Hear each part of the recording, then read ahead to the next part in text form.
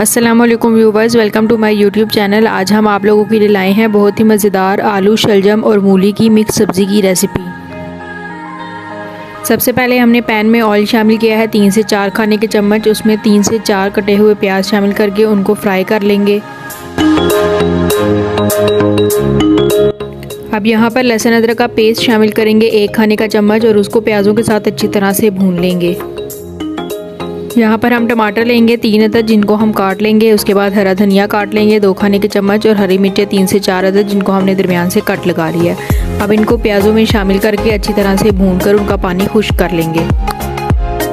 टमाटरों का पानी खुश्क करने के बाद और उनको भून लेने के बाद अब हम इसमें मसाले शामिल करेंगे। सबसे पहले हमने नमक लिया 1 खाने का चम्मच, लाल मिर्च पाउडर 1 खाने का चम्मच, सूखा धनिया पाउडर आधा खाने का चम्मच, हल्दी आधा खाने का चम्मच। इन सब चीज़ों को अच्छी तरह से भून लेंगे मसाले में।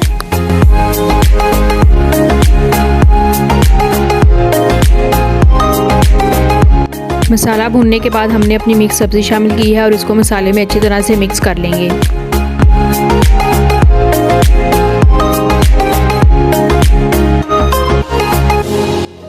यहाँ पर हमने मूली के पत्तों का पेस्ट शामिल किया है 4 से 5 खाने के चम्मच और इसको भी सब्जियों के साथ अच्छी तरह से मिक्स कर लेंगे।